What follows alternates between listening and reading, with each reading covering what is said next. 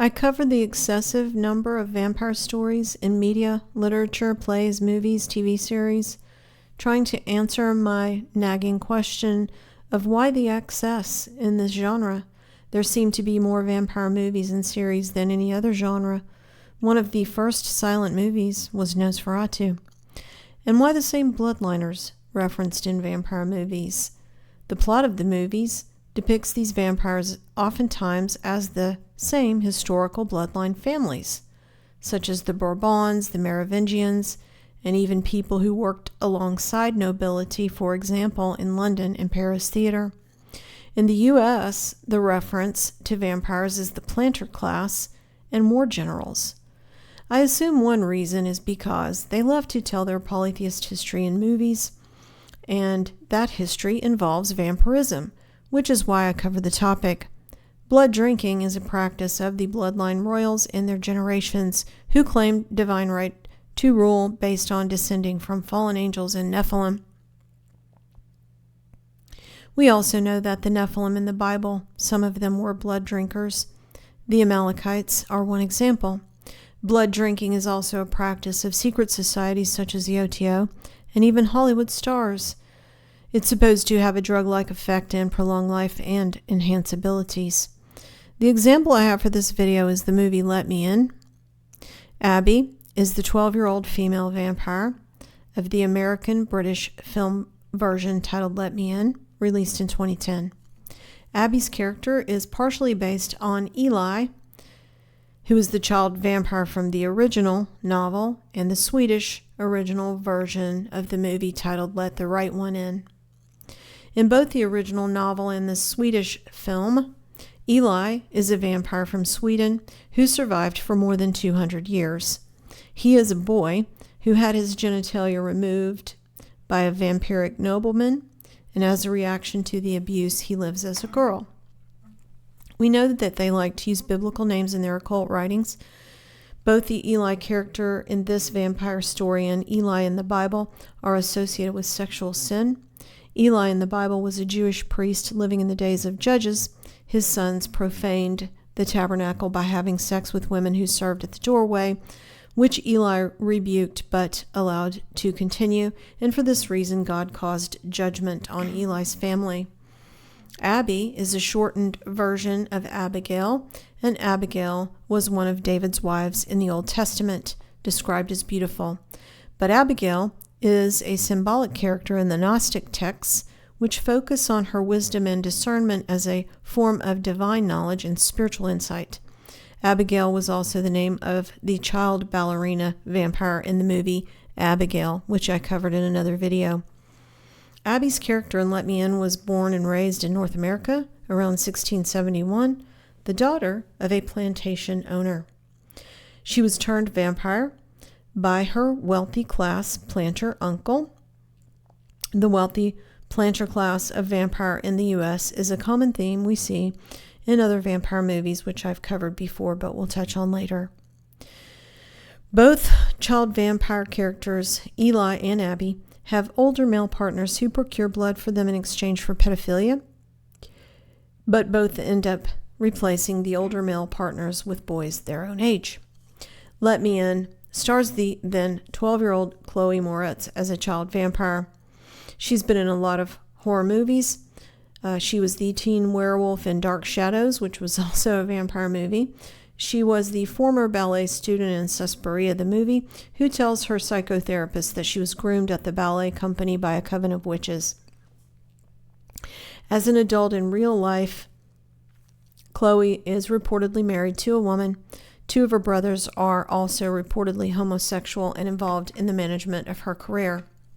In Let Me In, Abby's older male partner drains the blood from the jugular vein of his victims in the neck, exactly like the Mithraic cult did with the bull. Supposedly it was just the bull.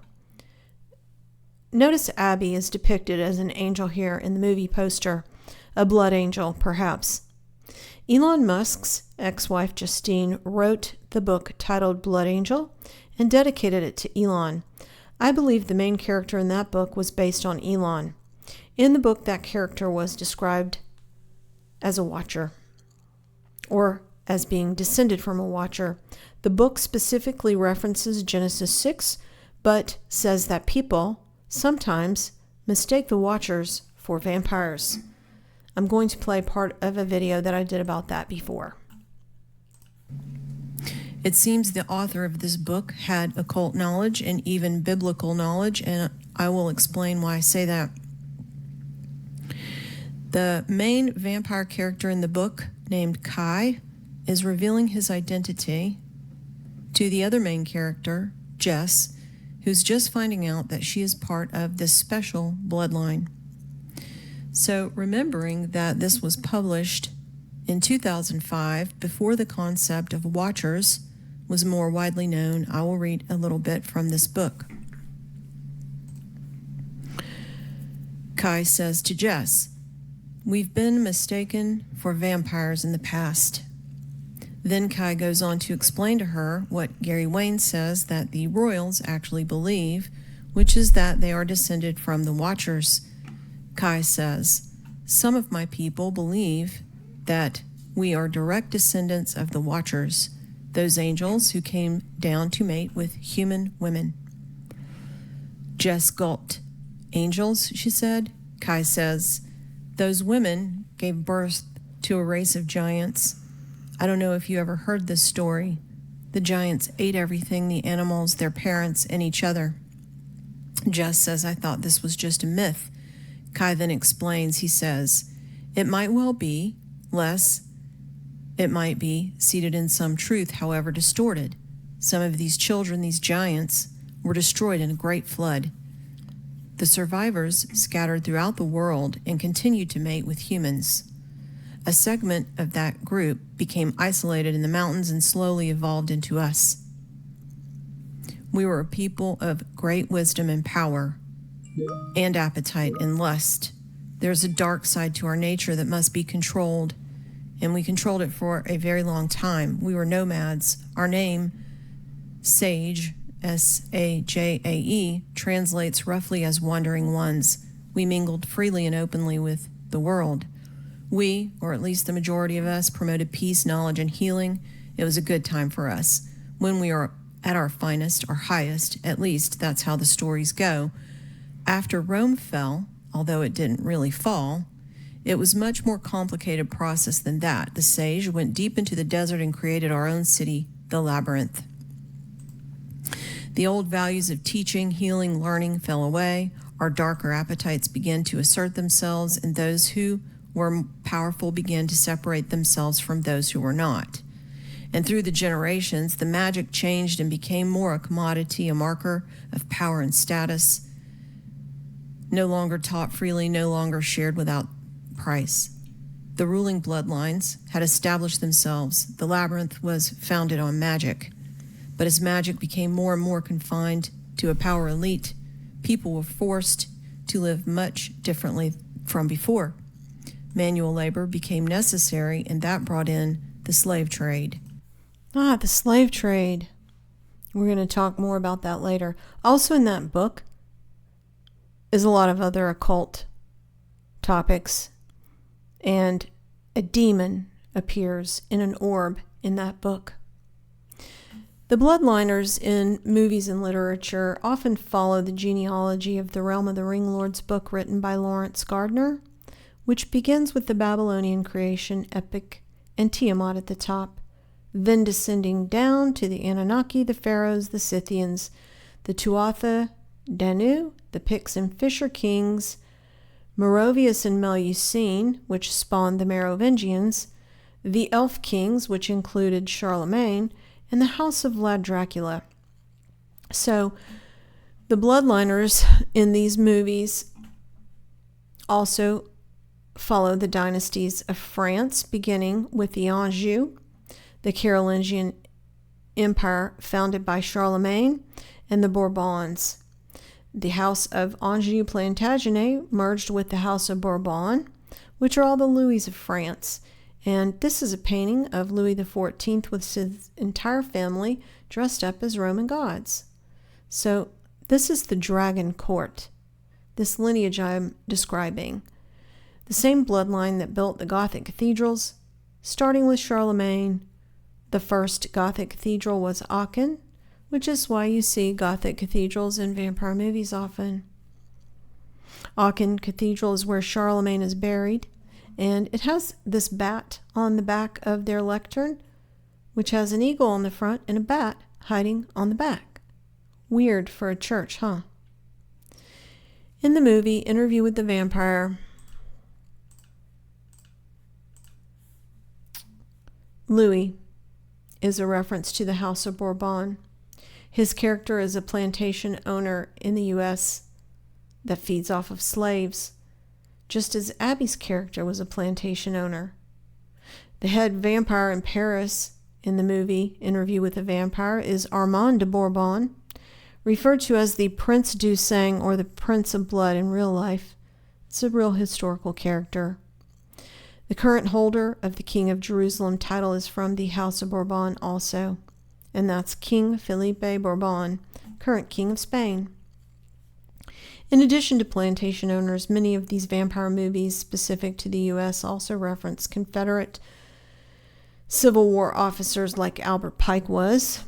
Near Dark, for example, referenced Jeb Stuart, the Civil War hero from the Stuart bloodline, the Knight of the Golden Spurs. Merovingians are also often associated with vampires in literature, like in the Matrix movie. So let's look at the esoteric bloodline references in the movie Let Me In. They intentionally focus on a $20 bill in one of the scenes, and that is to highlight Andrew Jackson, 7th President of the U.S., who rose to fame as a U.S. Army general. Jackson's victory at the Battle of New Orleans made him a national hero. Jackson was born in the Carolinas before the American Revolutionary War, just like Abby's character. Jackson was a planter merchant class who profited off the labor of slaves. His parents were Scottish-Irish immigrants, and he was a member of the Southern gentry, like the other Confederate war hawks depicted as vampires. Jackson's contemporary is Alexis de Tocqueville.